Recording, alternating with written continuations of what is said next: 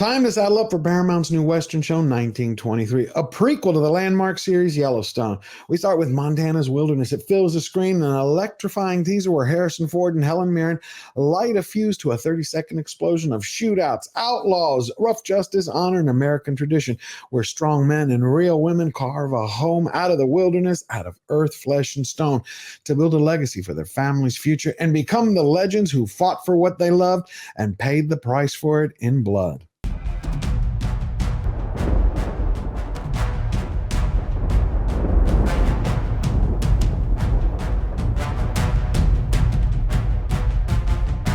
All the spin-offs in Yellowstone are made for everyone. Don't listen to the media where they're like, this is for red staters only. It doesn't matter if you live in your own private Idaho or you shout, remember the Alamo. This is golden entertainment for you and yours. What's going on, everyone? I hope you're all doing well.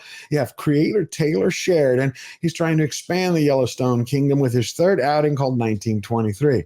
And if his formula remains intact and he remains consistent, we're going to get an early Christmas present on December 19th with a magnetic new Western that's about a family who's got a brand of loyalty and love we found, the Godfather, all lassoed together with a brotherhood of ranch hands and rogues who trade in their Sons of Anarchy leather vests and their Harleys for cowboy hats and horses.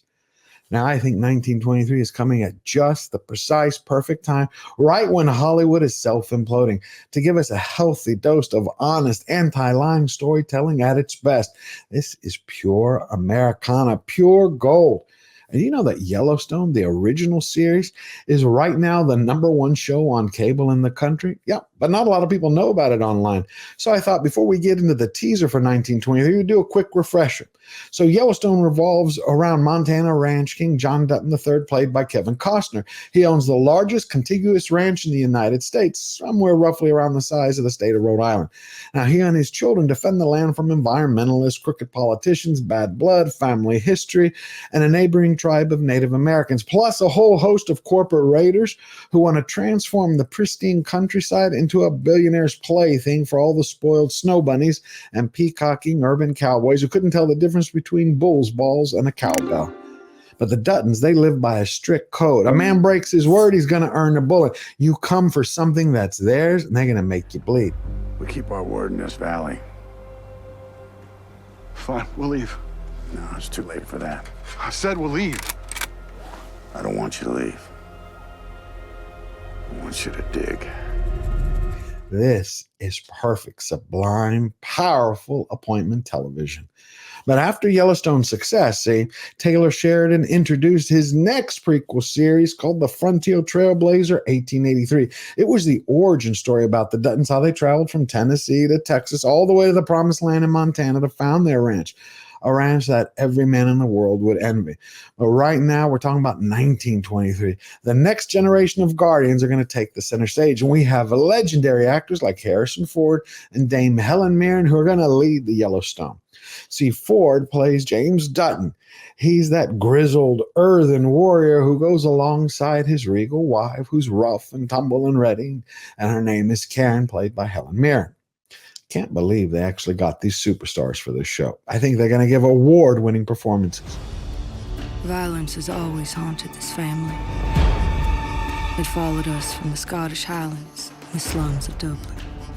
And it followed us here. Those first 5 seconds are pure poetry. They highlight all the reasons that drew you into the other series. See, it's not just the characters, their interactions, the storylines, the pacing, the cinematography, the score, all of it coming together perfectly.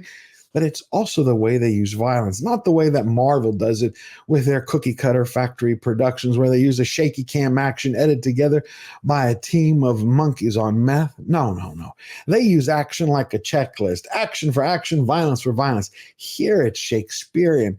It's part of the narrative. It's part of the story of the Duttons' success and survival at all costs. It's like survival of the fittest with a 6-gun shooter and a double-barrel blast of pure grit and true belief. It's beautiful. It followed us from the Scottish Highlands and the slums of Dublin. And it followed us here. I love the language of the narrator as each scene unfolds, and that gives the audience just a little bit of taste of history, a quick glimpse into how many people left faraway shores to risk their lives to make the dangerous trip to America. Like you heard right there in the teaser, whether they come from the Highlands in Scotland or the slums in Dublin, people gambled life and limb to outrun lords, famine, blood feuds, and debts. That is the American story. Where it doesn't follow, we hunt it down. We seek it. You see, the Duttons are going to have to learn how to deal with an entirely different set of enemies, not just the people who want to steal their land, but it's 1923. And Dutton is going to have to learn how to overcome the pitfalls and punishments of Prohibition. He's going to have to deal with the impacts that happened after World War I and how the slowly crippling economy is going to lead to the Great Depression. That's all the time while he's dealing with a drumbeat of change. Modern times telling him to not be who he is, to change the ranch, probably to give it away. But the greatest deal he's going to have to handle is going to be with a clash of an ancient civilization and tribe of Native American Indians who want to reclaim the land that was theirs. And in 7 generations, my people will rise up and take it back from you.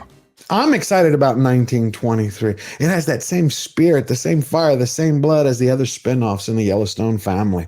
And in short order, I'm going to review them one by one. We're going to start with Yellowstone season 1 and go all the way to 5 and then 1883.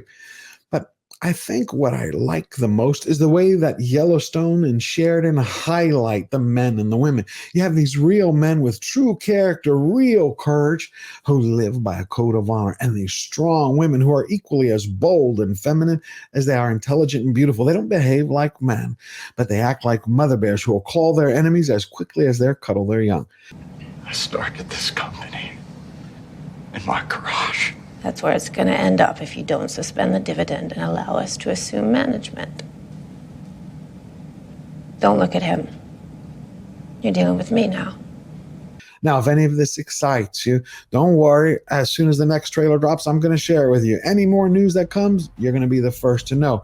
And you remember now what to do. You get out there, you lead by example, and you let them hear you roar. We never bow down. We never bend the knee. Always forward.